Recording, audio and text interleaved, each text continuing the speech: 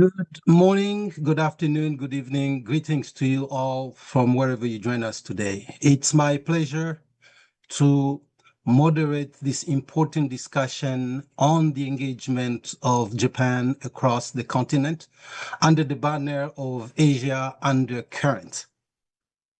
The topic of the day is co-creation of innovative solutions with Africa. This comes in the aftermath of TICAD 9 that happened in Yokohama. We know that this is the season of summitry. It's not a new season, but it's a season that has been expanding. We have FOCAC, we have French Africa Summit, we even have a couple of US Africa Summit happened. Japan has been engaging Africa for a long time, but that also has been waning in so many ways. Several years ago, in the 70s and the 80s, Japan was heavily involved in mining in places like the Democratic Republic of Congo, then Zaire. My name is Mvemba Phezo Dizolele. I'm a lecturer in African Studies at the Johns Hopkins School of Advanced International Studies in Washington, D.C. As Japan has shifted its own engagement in Africa, we look at the Tokyo International Conference on African Development as a benchmark, if you will, to see how Japan fits in the global power or middle power competition that we find ourselves in today.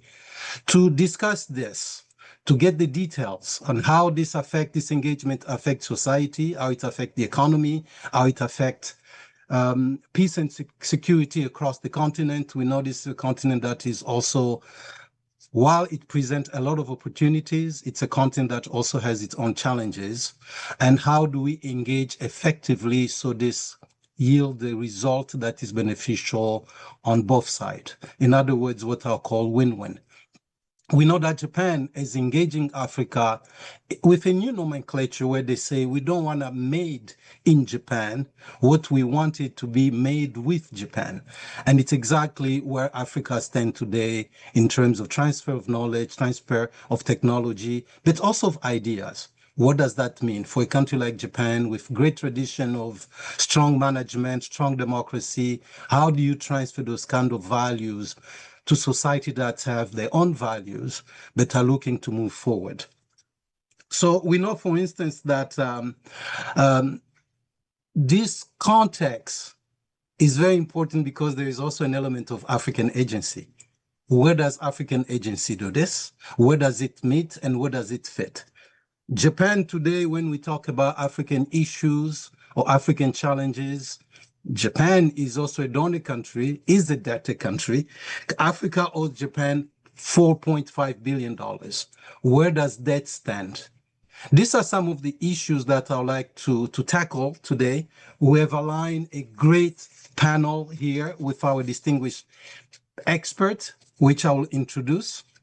Professor Scarlett Cornelissen, who is with the Department of Political Science at Stellenbosch University and director of the Stellenbosch University Japan Center, a research centers on Africa's international political economy and the region's relations with Asia. She was Catherine Hampson-Bessel Fellow at the Radcliffe Institute for Advanced Studies at Harvard University and Leibniz Professor at Leibniz University. We also have with us Mr. Shigeki Komatsubara, who is the resident representative of the United Nations Development Program in the United Republic of Tanzania, where he's joining us from. Before this role, he serves as the Director of AI, Country Oversight and Support Team at Regional Bureau for Africa at UNDP headquarters in New York. He's also has been an advisor and represented the UN, an advisor on TICAD, and represent the UN in Malawi. Finally, last but not least, is Mr. Amit Jain, who's the director of the NTU SBF Center for African Studies in Singapore and sits on the Continental Supervisory Board of Solidaridad Asia. He's considered a thought leader on the contemporary economic transformation of Africa and its growing multi-sector partnership with Asia. Before this appointment as the director of the Center for African Studies, Amit ran a private sector practice advising clients and investors on how to navigate frontier markets across Asia Pacific and Africa. Without further ado, I'd like to turn to our panel. Again, welcome our distinguished panelists, and Professor Cornelissen will go to you. 6 minutes for you. Thank you very much, Chair. So as you've introduced, I research about Africa, Asia, with a specialization on Japan's involvement and engagement with the African continent. And perhaps I'm a bit of a veteran observer of the Japan-Africa relationship. I've been following Japan's official development assistance, its development cooperation with Africa, and its diplomacy with Africa for the past 3 decades. So my remarks are from this perspective as an African scholar, Africa-based, that researches about the Japan-Africa relationship. I would like to do 3 things. The first is to reflect on the key milestones, as far as I see, as regards Japan's development cooperation relationship with the African continent. It's a relationship that spans 6 decades. Second, I would like to reflect on the TICAD process. TICAD stands for the Tokyo International Conference on African Development. I would like to reflect a little bit about the whole TICAD process and the whole TICAD system, rather than just on the most recent TICAD gathering that just completed in Yokohama a couple of weeks ago.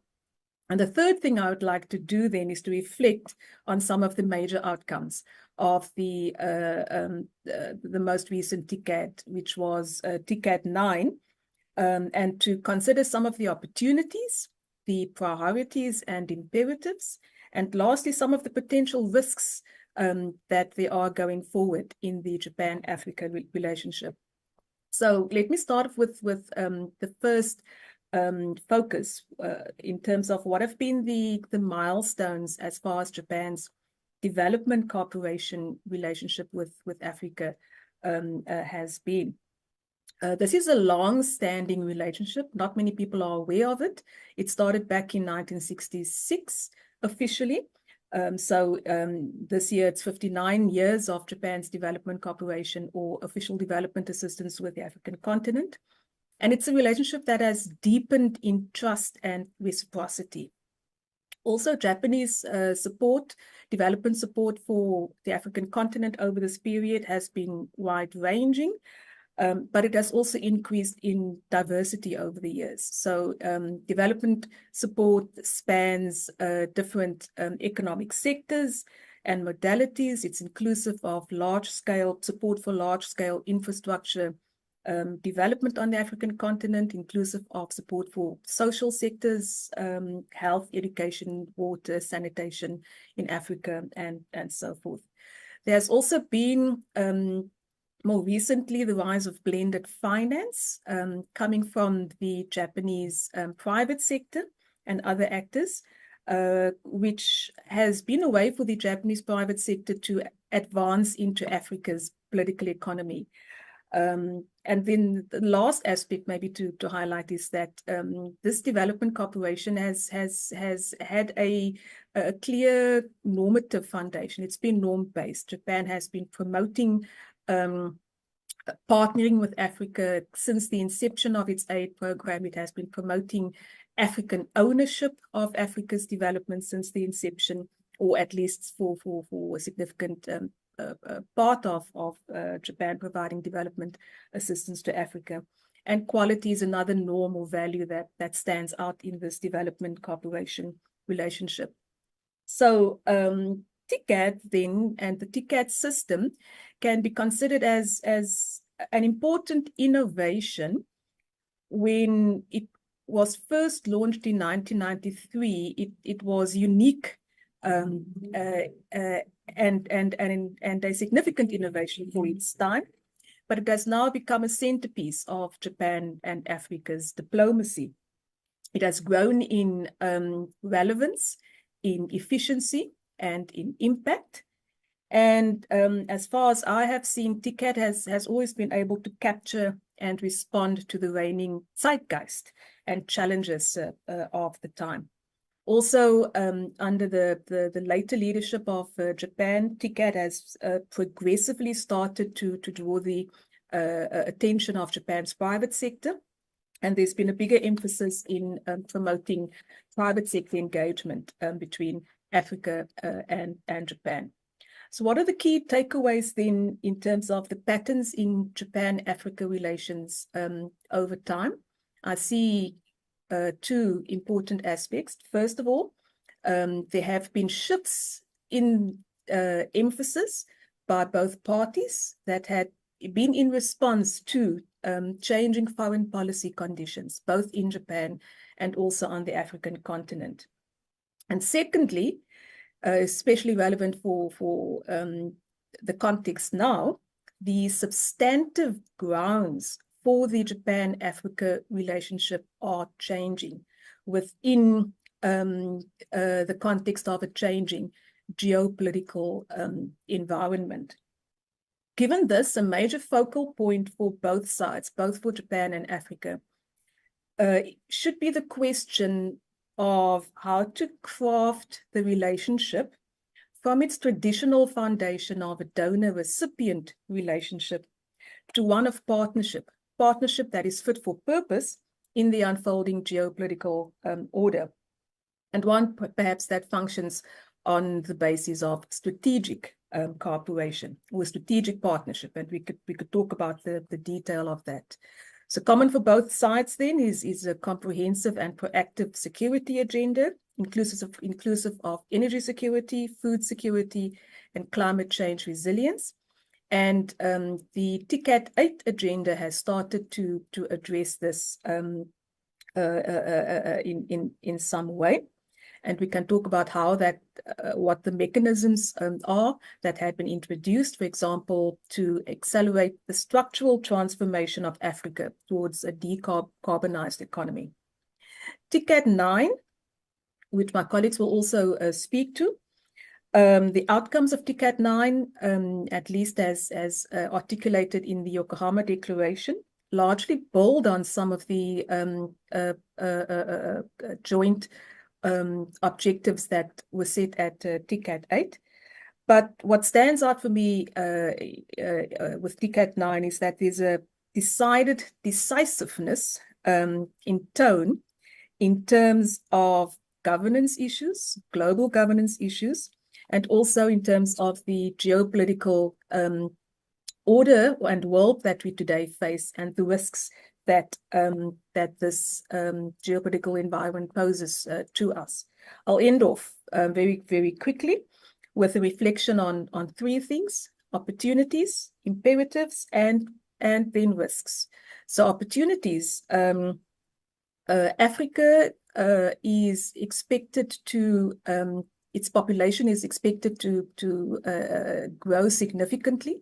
By 2050, when the global population reaches 9 billion, 1 in 5 of that would be on the African continent. But if we are going to capitalize on this demographic dividend, we need skills enhancement, we need education.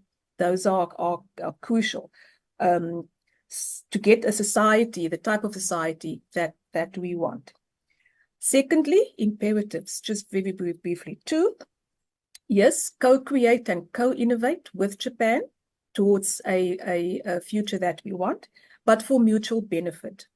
In other words, addressing the asymmetries in bargaining power that Africa still faces.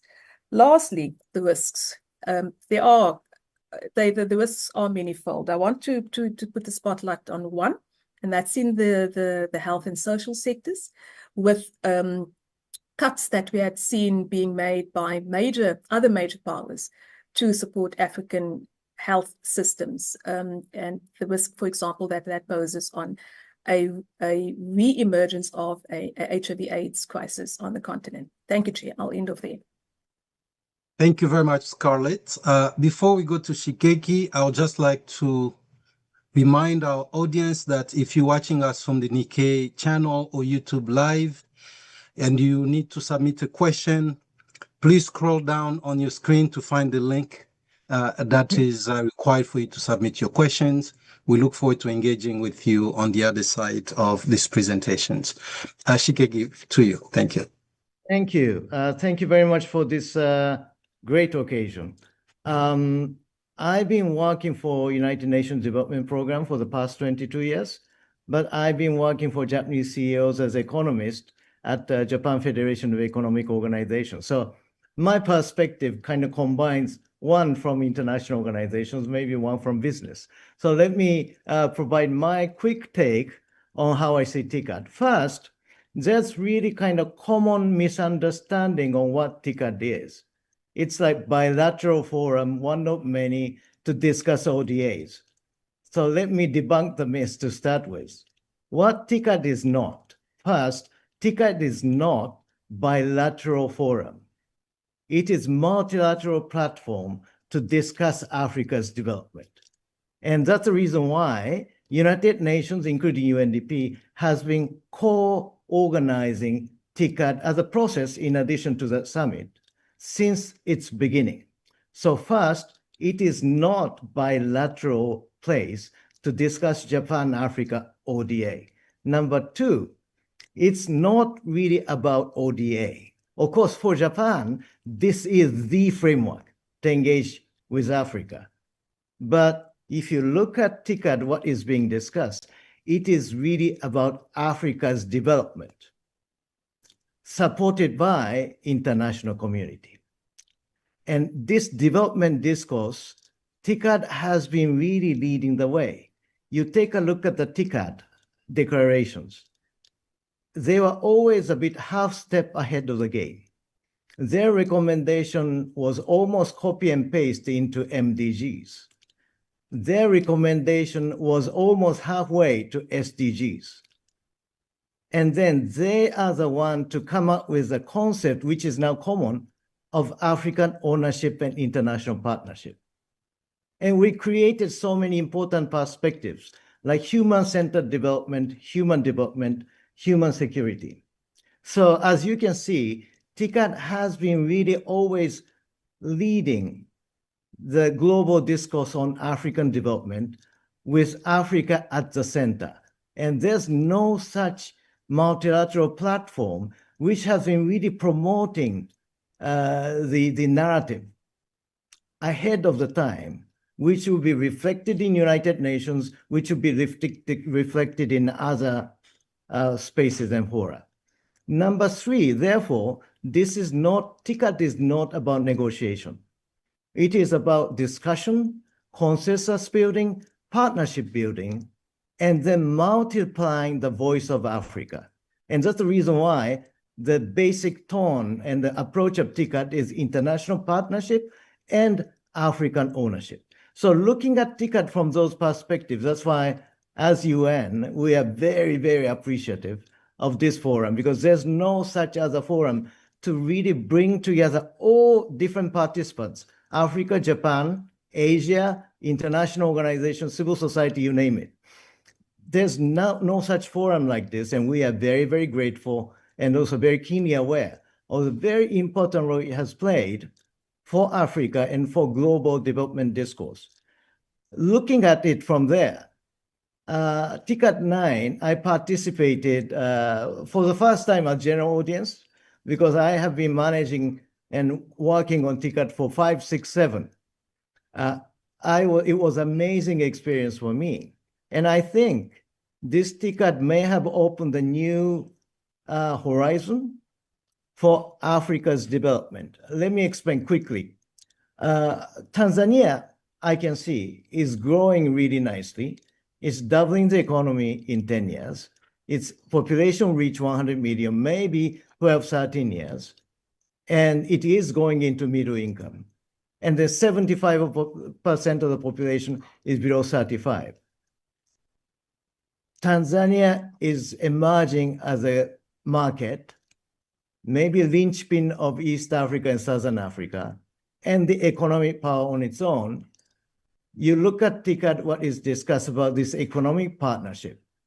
That was so, so important from my point of view. But Tanzania is not only growing on its own, of course. And as I take a look from Tanzania abroad, what really struck me is Tanzania and East Africa really engaging, not only in Africa, but also beyond Africa, especially with Asian economies. For example, usually out of top 5 investors to Tanzania, 3 are always from the Asia, China, India, and Mauritius. And then sometimes Indonesia comes up, sometimes other countries comes up. It is very clear for Tanzania's growth, people, technology, money, and others are coming from the East, and there's so much, in a way, value created around the Indian Ocean and beyond.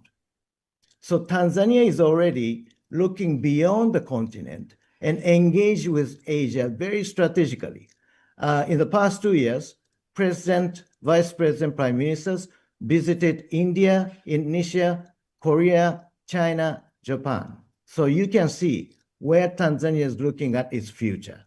Number 3, if we take a look at Asia and Africa, actually, and you take a look at the future projections provided by IMF and others, it is very clear that Asia and Africa would be leading the economic growth as global south. So you look at Tanzania on its own, or Tanzania in Africa, or Tanzania with Asia and East Africa in a way, as an engine of the future of global south. It was so strategic in a way that this TICAD 9 identified the idea of Indian Ocean Economic Zone. And I think that is very, very uniquely TICAD, because we are supporting Africa, but Africa's reality, and especially socioeconomic construct of development, is going beyond borders, going beyond geographic confines, and they're increasing connected between Asia and Africa and other regions.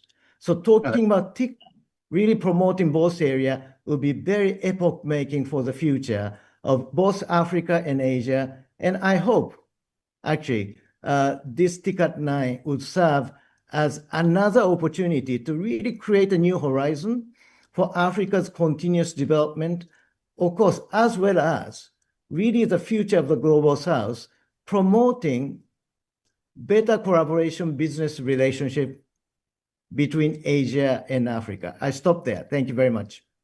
Thank you very much, Shigeki. Just to recap, between you and Scarlett, what I've heard is Japan has been engaged for a long time, since 1966, long term, but also they've scaled up what the engagement is. They've also insisted on that to be bottom up. So that's on the side of Scarlett, the shift that we've seen in emphasis over time, the changing geopolitical engagement, the needs, tremendous needs in the energy sector, food security, energy security, climate change as well, climate degradation, everything that we know. But the risk and the opportunity that this presents, I'll come back to that as we engage in our discussion. Shigeki, from your side, you have fleshed out the confusion or misunderstanding that may exist on what TICAD is or is not. That is not just about ODA, but it's about partnership, and particularly within the context of African development, how it's been forward-looking and having influence and impact the SDG and before that the MDGs. But it's not necessarily about negotiation, but about consensus and partnership and this new horizon that you're thinking about. Amit Jain, as you join us, I'd like you to, as you make your remark, also to tell us a little bit about how the global power competition, the great power competition is playing into this. Africa, of course, has always been the frontier. For the last 500 years, nothing major has happened in the world without the input of Africa in one way or another. Recently, though, the scramble for natural resources is something that we cannot not discuss today.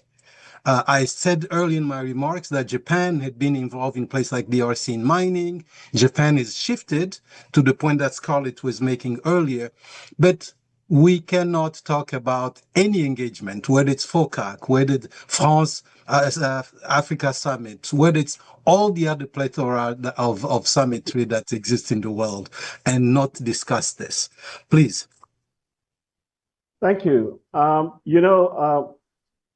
At the NTU SPF Center for African Studies, we happen to be the only think tank in Southeast Asia that looks at Africa from a business, trade, and investment perspective. So that's a unique selling proposition.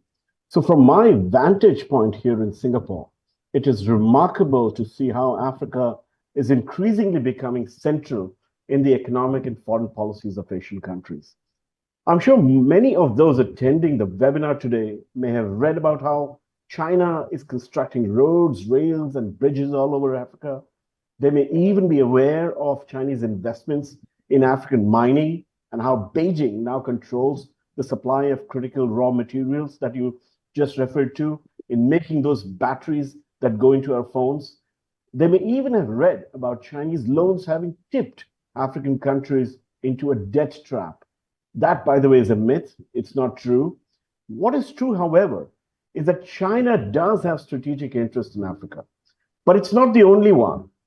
In the past decade, past decade has seen a surge of strategic of investments and deal making by the likes of India, Japan, UAE, Turkey, Russia, and even Indonesia.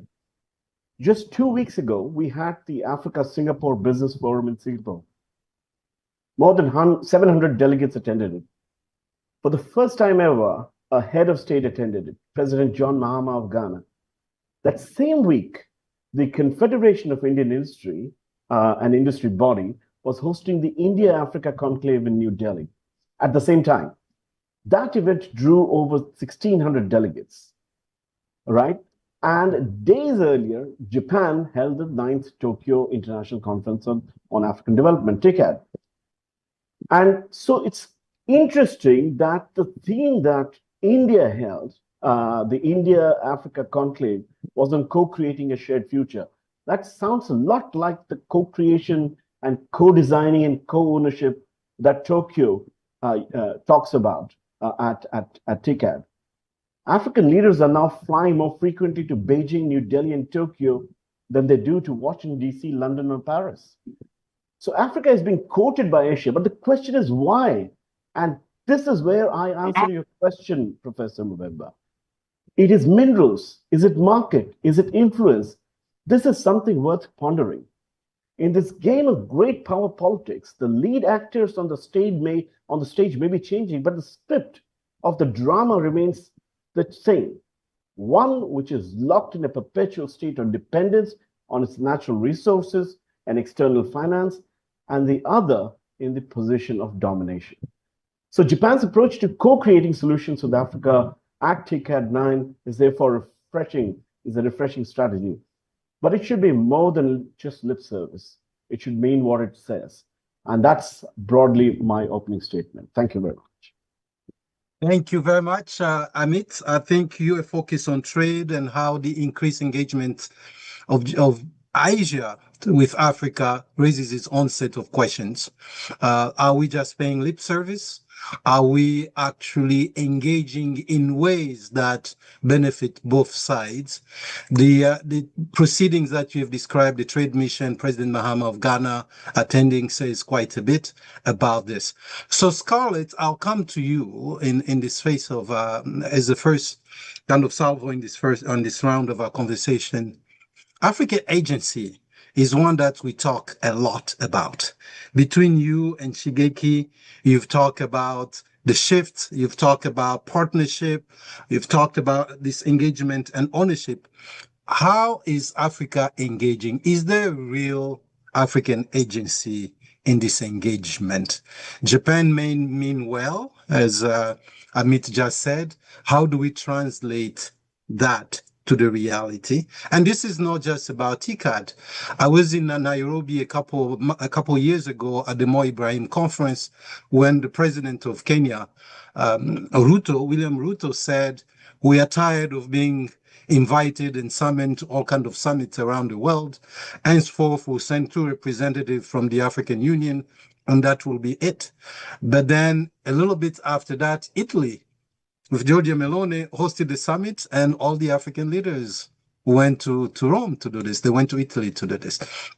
So where is the agency here? Can you really have the agency when you don't have the means to propel yourself to that table and it's initiated by somebody else?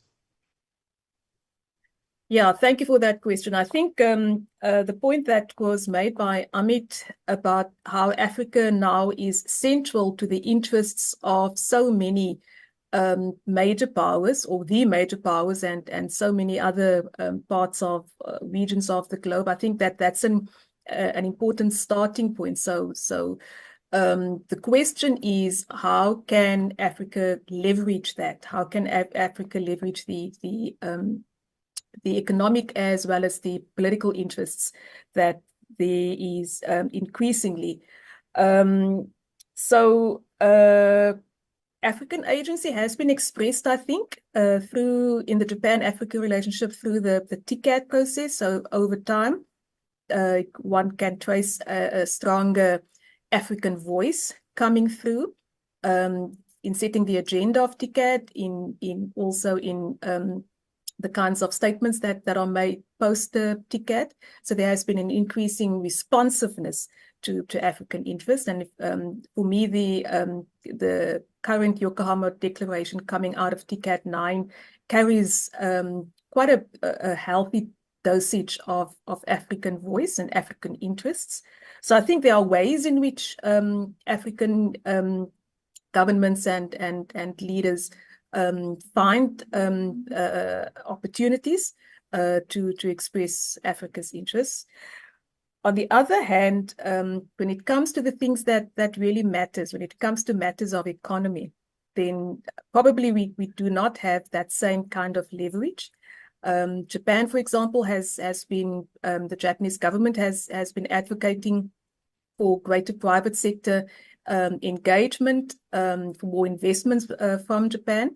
But as a portion of Japan's global trade and Japan's global FDI, Africa captures a very small portion of that, not even 3 or 4%. So clearly there isn't enough commitment from the Japanese private sector to follow up on the declarations.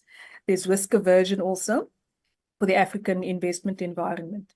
And then lastly, I want to say that Africa should also, if Africa wants to capitalize on the current zeitgeist, then it should find a way to leverage its strategic resources on its own terms. One element I want to follow up on, Scarlett, is governance. We heard you mention governance. Shigeki mentioned governance. Amit didn't mention it, but he was embedded in some of his comments there. Governance has been a serious problem in Africa. And by governance here, I mean mismanagement of resources and of the social contract. How does this factor in this issue of African agency? Are the leaders speaking for their people as they go to the summit, or are they leveraging the summit for their own benefit? Yeah, good governance is critical to realize all of the economic ambitions that we are setting with our engagement, through our engagement with the rest of the world. And unfortunately, there is a democratic deficit on the African continent. There has been some progress, some political changes that had taken place in parts of the African continent. Unfortunately, at the moment, there seems to be a reversal of the positive progress that had been made, and that is a risk factor, not only for the continent but also for the other powers the powers that engage with the continent. I will shift here, go to Amit before we go back to Shigeki. Amit, there are a lot of talks about the African Continental Free Trade Area Initiative, intra-African trade. This To me, it feels like a pie in the sky, but I know most people believe in this. A lot of people believe in this. Following up on Scarlett's point about governance or the lack thereof, good governance, that is, there is some kind of governance. It's not always the good governance that the people expect for the social contract to work. Where do you see the challenges with this? How do we tap into the African Continental Free Trade Area initiative within the bigger context of TICAD and the engagement and the forward thinking that may be there? Okay, first of all, let me be an advocate and take this from a contrarian point of view. I believe that African countries, when we talk about good governance, I think there is an excessive demand made from Africa that is not made from countries in Asia, for example. Is good governance only something that Africa should do? If you look at how Southeast Asia and countries in Asia have developed over time, did they have the necessary prerequisite of good governance before they got on to the bandwagon of growth? They didn't. Some of the fastest growing countries in Asia have done that despite an environment of nepotism, corruption, and graft. And this has happened. I believe that much of the problems that Africa faces is not necessarily of their own making, but of the way the global financial architecture exists. And in that global financial architecture, for example, the cost of finance for African countries is a lot more than what it is for other countries in the world with more or less equivalent per capita income and level of development. But I will answer your question on AfCFTA first. So in March 2018, African countries signed this landmark agreement, which commits them to remove tariffs on 90% of the goods to be gradually liberalized in both trade and services. This is probably the most ambitious single market experiment carried out anywhere. It is even more ambitious than the one that the European Union has done. So we must support Africa in this endeavor. It may seem like a pie in the sky, but this momentum has only just started. So let's give them a little bit more time. But look at some of the big developments that have happened in such a short span of time. And this happened despite COVID coming into play. One is the Africa Continental Free Trade Area's guided trade initiatives. That has 8 countries and about 96 products. Some pilots have already been carried out. And for the first time ever, African goods have been traded with preferential duties across the border with simplified documents. Yes, it's at the pilot stage, but let's give more time for other countries to join in and move forward. This is also, they've also been able to demonstrate trade in digital service. So these are great opportunities for African firms who are interested in growing their market within the continent to gain experience. The second is the Pan-African Payments and Settlement System. It's a centralized financial market infrastructure which allows for cross-border movement of payment settlement in local currencies. So for the first time, using PAPs, users can make near instant payments to each other within 120 seconds without using hard currency. So imagine this is something that not even other Asian countries have managed to pull off, and yet Africa has done that. So these are the 2 things that we need to watch out for, and look at the number of countries and the central banks that have signed up on the PAPs.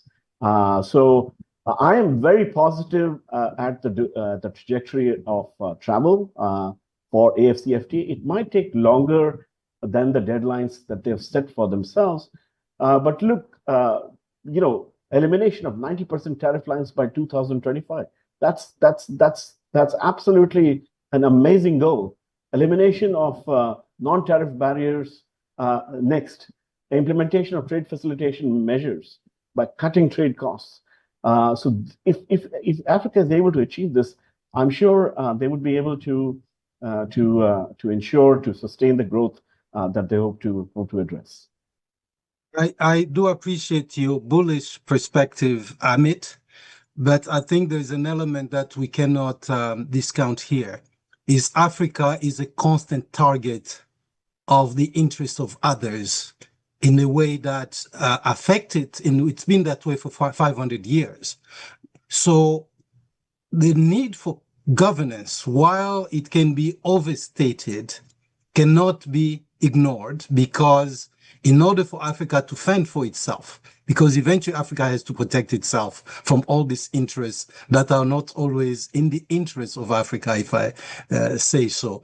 That's where I think, as an Africanist in my case, I think the time is not on the side of Africa. Africa cannot wait. Africa is not isolated. So they need to come up quickly with modalities of governance that work. It's the spirit in which I'm saying it. Shigeki, you mentioned the Indian Ocean Africa Economic Zone Initiative. Asia is obviously present in Africa already, since we're talking about Asian undercurrent in Africa. Communities of Indians who had come to East Africa, particularly big businesses. China is of late. We heard from Scarlett, Japan has been engaging consistently since the mid-60s. How is this economic zone different? How do you see it, and what is there for the Africans?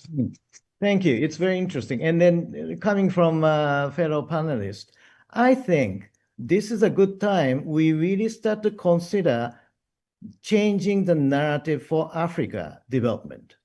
Rather than focusing on perpetually addressing poverty, perpetually addressing issues, we should be coming up with our own development vision, Africa's Vision 2063, and then think about opportunities, potentials, talents we need to have.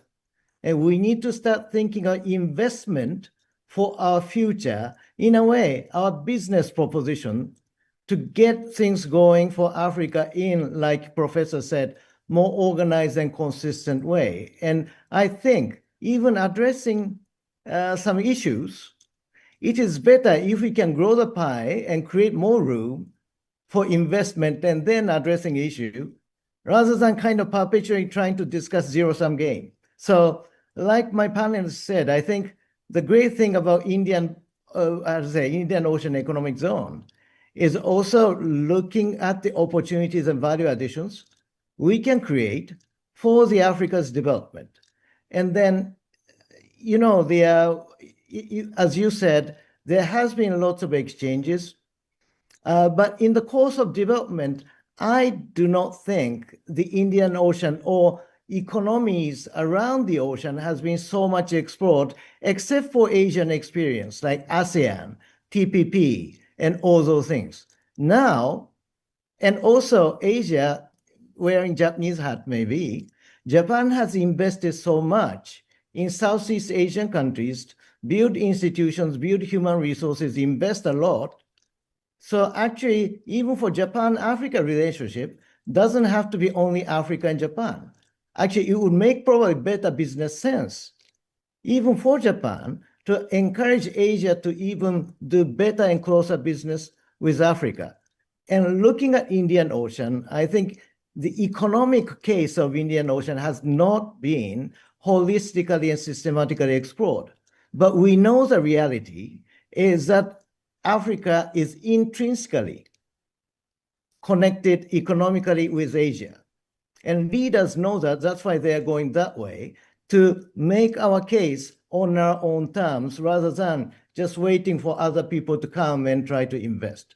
So I can see so much potentials for collaboration during COVID-19.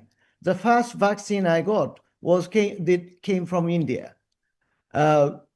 We have Tanzania agreed with India to establish a system for settlement without US dollars.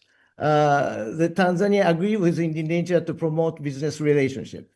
Prime Minister went to Japan for what? Huge business delegation. We are entering into a time where we can really discuss win-win collaboration in socio-economic areas. So it is no longer about those who are helping, those who are helped, but it is about win-win relationship. And when kind of we look at the political construct and geographical construct, then we also should look at socioeconomic construct, which is actually already going beyond the border and even beyond African continent.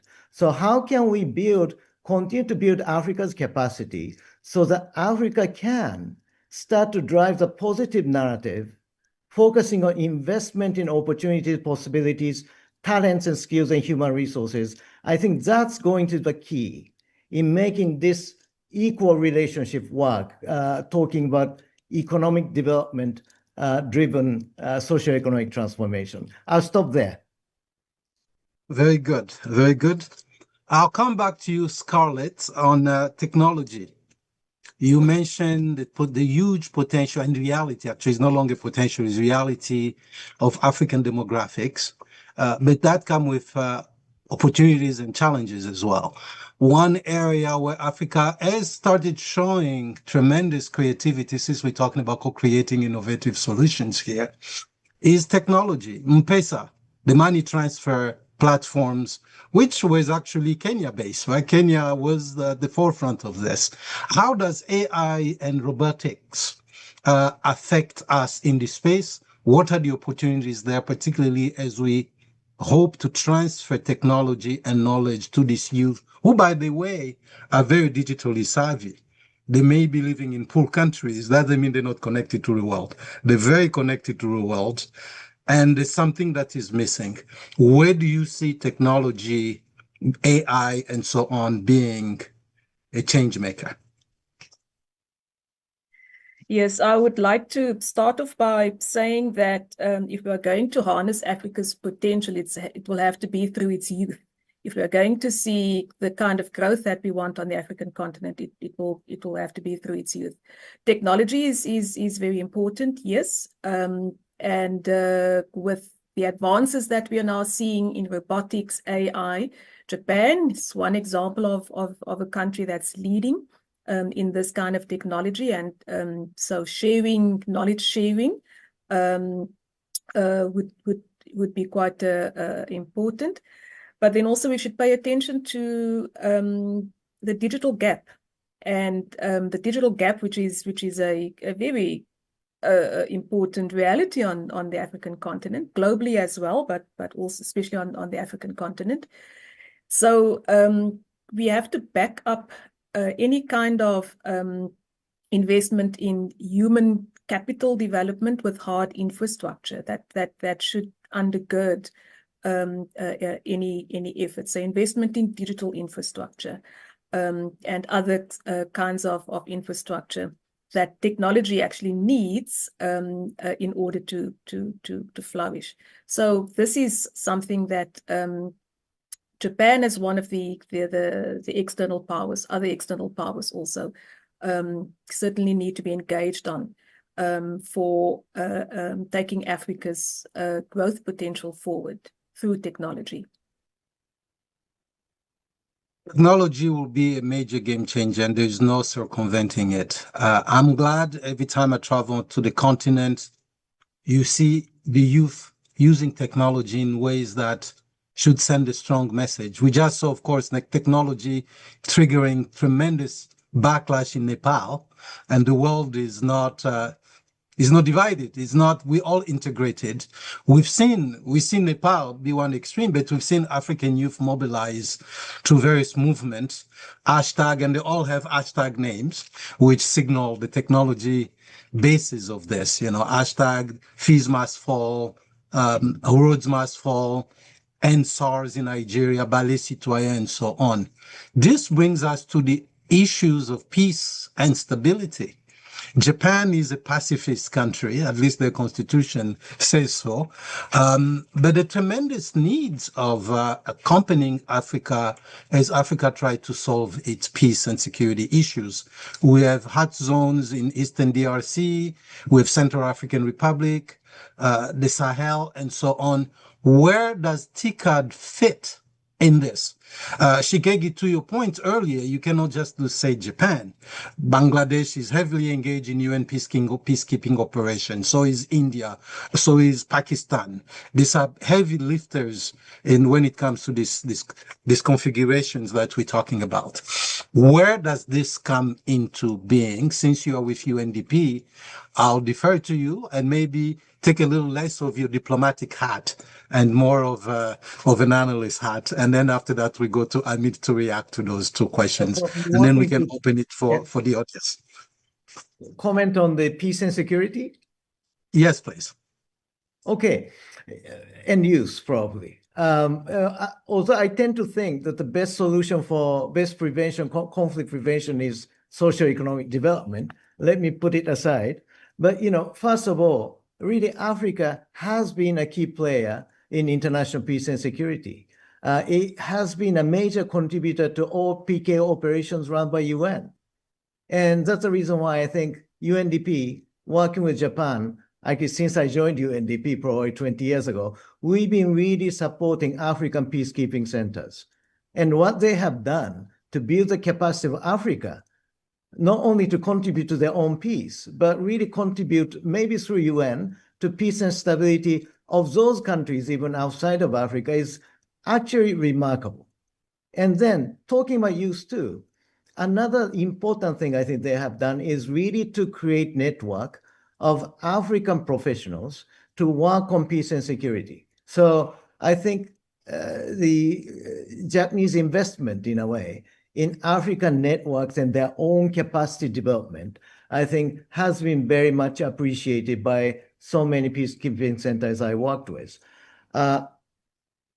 Separately from that, youth as well. You mentioned youth as potential, in a way, destabilizer. Yes, I think it's about half cup full and half cup empty. In a way, they could be the driver and they will be shaping the future of Africa. Even in Tanzania, like 75% of the population under 35. They need to be, I think, one of the things we can do with Africa is to connect them better. Because if they're isolated and only fed the information by digital means, there's no way they can compare notes. There's no way they can undertake informed discussion. There's no way they can find other young people who are really interested in, for example, driving business, innovation, all those creative things. So, for example, what UNDP has been doing is really, one, innovation. We established so-called Timbuktu program, which is actually connecting innovation centers all over Africa. And it is now covering 2/3 of Africa. It is a hub for universities, talking about youth, to really challenge them in coming up with concrete solutions and opportunities to benefit Africa's future. We worked with Rwanda, I think, in ramping up Youth Connect Africa network that is now AU's official platform for youth. It is really like a TICAD by Africa for Africa's young people. We meet in Rwanda. This year, we're going to meet in Antananarivo. It is remarkable, if you go, how initiatives they are taking to pursue their own agenda, culture, innovation, science, maybe all those areas, maybe medicine, maybe music, whatever the area of interest, we are creating a forum for youth to be connected and do something different for their own future. So talking PKO and youth, I think the important thing is really to create a platform, create opportunities, and help them to connect better to build their capacity of Africa, for the future of Africa. Over to you.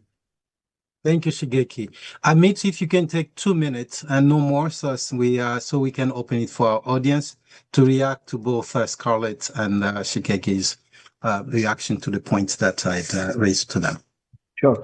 So let me address first Shigeki's point about security. I mean, I understand, Japan traditionally has shied away from engaging in any security-related, kept a low-profile approach to its relationship with Africa, but it does have a maritime assistance framework in the Indian Ocean. which allows for capacity building and provision of some military hardware provision. Japan also has, I believe, a facility in Djibouti, which allows for coastal surveillance. And at some stage, the Japanese Navy has cooperated with the Indian Navy to undertake anti-piracy operations off the coast of Somalia.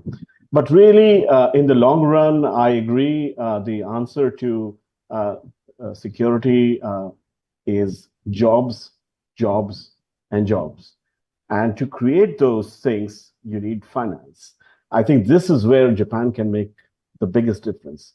It can help African countries reduce their cost of finance. You know, typically Africa pays 4 times more for borrowing than US does, and 8 times more than some of the most wealthiest European countries. That's an unfair level playing field. It's not a level playing field. Companies in Africa incur 18% higher interest rates versus 4% in high-income countries. How are they going to create jobs? This high cost of borrowing pushes them into a debt trap. Japan can help reduce those costs of finance. And why not? Why just Japan? Other Asian countries can do that too. In 2 ways. First, recapitalization of homegrown financial institutions such as the AfDB, where incidentally Japan has a 5.5% stake. It's laudable that Japan has made a massive 14.5 billion commitment to enhance private sector assistance, which is to encourage the growth of small and medium enterprises. These are the ones that will absorb the excess workforce. The other thing that Japan can do in terms of security is, of course, policing and maritime security. A lot of the coastal African countries are unable to make use of their blue economy, which is essentially the coastal communities, because they can't monitor their sea lanes. Their fishing, the fishing reserves are taken up by trawlers which belong to other countries. If Japan can do that, so can other Asian countries. So it will require a Herculean effort, but the Africans, if the African governments are in the driver's seat, the commitment to creating more jobs exists, then we can address the question of security in the long run. Africa is also becoming a center for global terrorism. Even as we speak, a lot of the former IS operatives from the Middle East have started to converge in North Africa, and this presents a real security issues. Improving surveillance and intelligence. These are some practical efforts that can be made in that direction. Thank you to the 3 of you. I have a question that I want to pose to you. I want to direct this question to each one of you separately. 3 questions to each of you to answer. So the first one is, given Africa's vulnerability to climate change, what innovative Asia-Africa partnerships can be fostered to scale climate-smart agriculture, renewable energy, and carbon credit opportunity for sustainable development? Amit, I'll give you that question. There's another question for Scarlett here. Youth-led organizations in Africa are often rich in creativity, but limited in access to capital, networks, and policy-making spaces. From your perspective, what models of Africa-Asia or Asia-Africa collaboration can ensure that young innovators are not only beneficiaries, but also co-creators in shaping sustainable development solutions? This is actually where the recurrent questions. And then there's a question from Nigeria here, and this for Shigeki.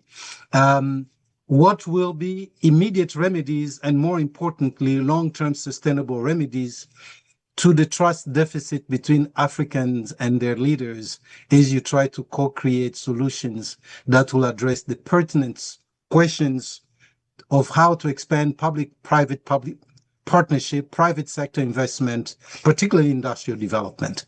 So this is, so if you guys can take no more than 1 minute or 1 to 2 minutes to answer this, so we have time for everyone, and see if there are any more questions coming after that. Amit, I'll start with you. Thank you. Yes, absolutely. Africa, really has a veritable booty of natural diversity. It has the second largest rainforest cover in the world, some of the longest stretches of mangroves and peatlands. These are ecosystems that are natural buffers. They're the last natural buffers left in our arsenal to fight climate change. But there is a cruel irony here. Although Africa contributes only 3.8% to the global greenhouse emissions, it bears the worst effect of climate change. Africa will see 20% drop in rainfall by 2030. Crop yields in Africa are projected to decline by 10% in the next 30 years. So you can imagine what this would do to the food systems.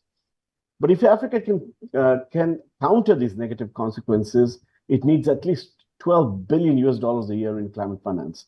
And that becomes incumbent on those who have that to deliver it in a way that makes it meaningful. So what is Singapore doing in this? I'll just give you an example. The global carbon market has mobilized over $5 billion in finance through carbon credits. Singapore has started to impose carbon tax on some of its most polluting companies. But in an attempt to encourage them to offset some of those taxes, it has tried to create a new implementation agreement under Article 6 of the Paris Agreement with Rwanda. It has signed with Rwanda and Ghana, which will allow project developers based out of Singapore to create green diversity projects. And in return, hopefully that will raise finance for those projects. The problem here is that a lot of that development will end up going into the accounts of project developers that are not in Africa. And this is where we need a lot more African agency to come into play. If there are more African players who can develop carbon credit projects or carbon sequestration schemes, that will allow finance to flow into Africa. If African countries can create a much more, shall I say, robust carbon credit exchanges which are robust, which have the right regulations, then they can start an entirely new industry which will create a lot more jobs. So these are some of the ways that I believe the carbon market can channel more finance and create more jobs in Africa. It's easier said than done. It'll take a lot more capacity building on the side of many African countries. Thank you. Scarlett, on the youth-led organizations in Africa, the question was pretty extensive there. 2 minutes to you.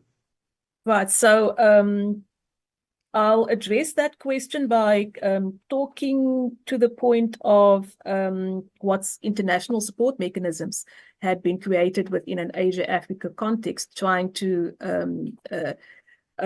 harness and exploit the potential that lies in Africa's youth. So out of TICAD 8, for example, which was held in Tunis 3 years ago, the Japanese government announced Japan's Green Growth Initiative for Africa, which isn't specifically focused on the youth only, but on helping African economies to decarbonize.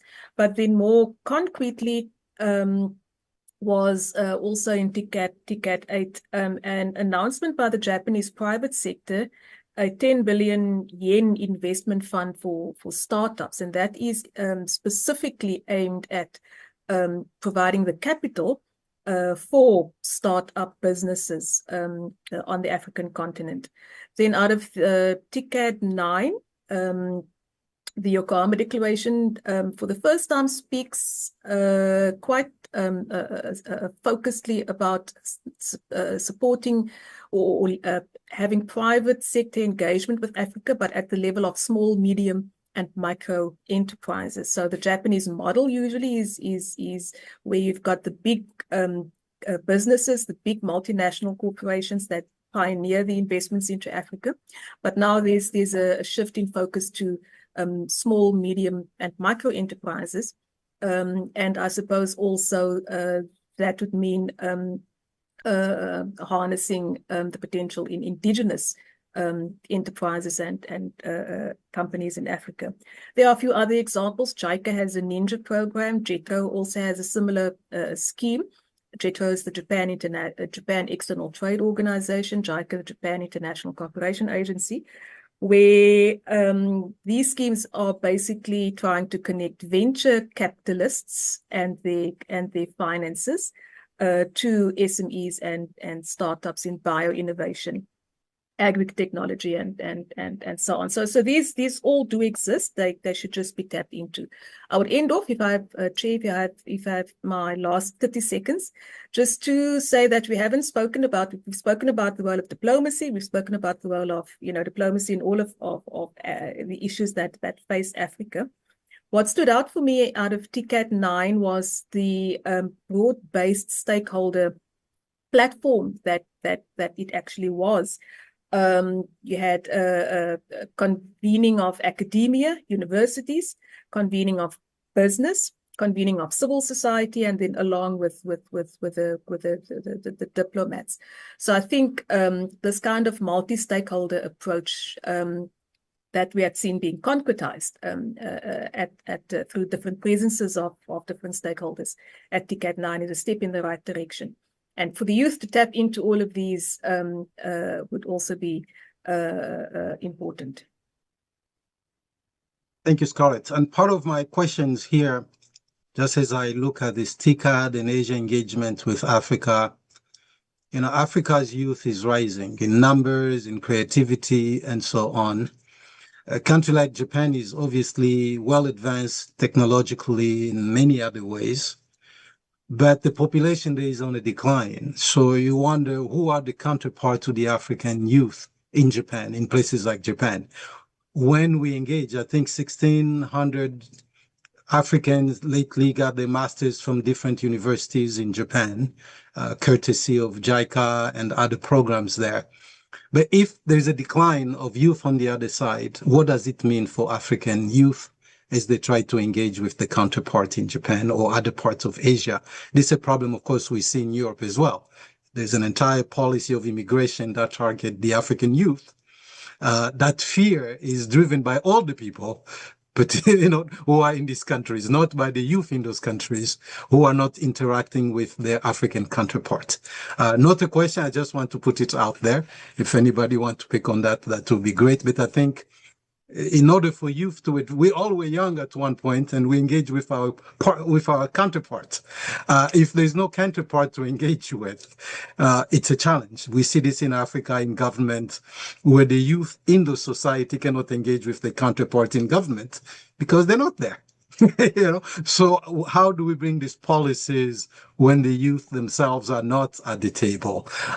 Shigeki, back to your question about remedies. Just kind of picking on you first, I went to this business expo TICAD 9, and what is the first corner everybody has to move through? Anime, cartoons, electric games, and sports, esports. And so, Japan's population is declining, but it still has seizable assets because there are still young people around, that not everybody is 65 years old. And that may be actually the great combination of plenty of energized and interested youth on Africa, which has increasing talents, untapped, and then lots of assets on the software and value-added industry. I think that could be a good marriage, not only Japan, but Europe as well. So you took a look at, Africa's talent base, youth as talent base. I think it could be very, very interesting business in the future. Talking about Japanese anime and manga and games and others. But going back to the peace, I do think that without peace, stability, and unity, you forget about economic development.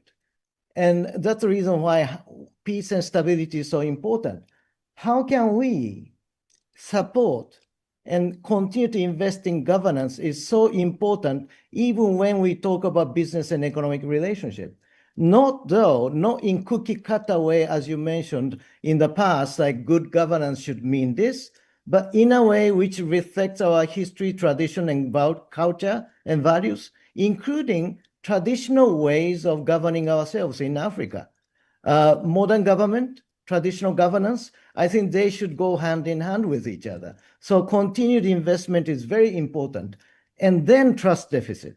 If we start to create that better linkage between our traditional values and more kind of administrative systems, and then we create transparency, we create more engagement, honest conversation, space, as well as better communication, and also kind of whole of society approach, talking about private sector and other stakeholders, then I think we will gradually, not overnight, but gradually start to increase our social capitals, including trust deficit. And in this case, I think there are lots of things we can do with digital and information technology.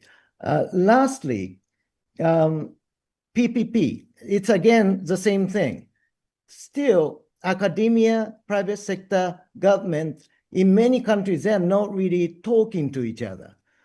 Education has to reflect what we really need when those kids goes out to the real society.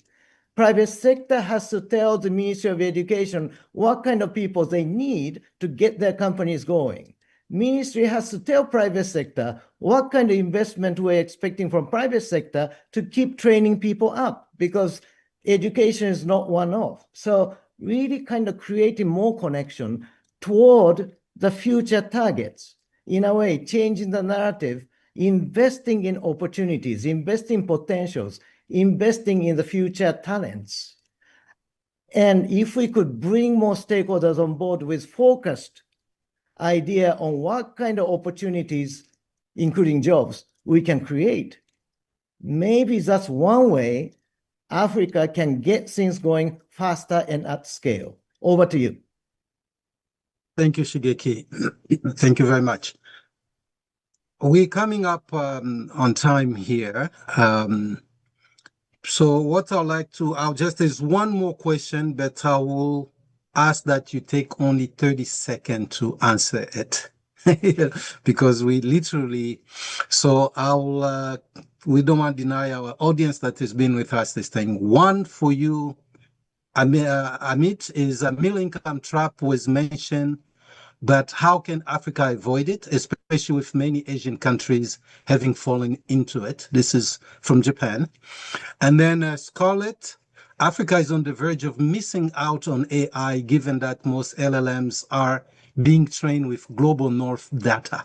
What practical steps can the young Africa tech survey generation take to steer this in the right direction to ensure that we don't have another 30 years of Africa blind AI?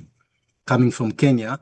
And then to Shigeki, how can and what capacity is there for developing ASEAN countries to cooperate with developing African countries? That's from Thailand.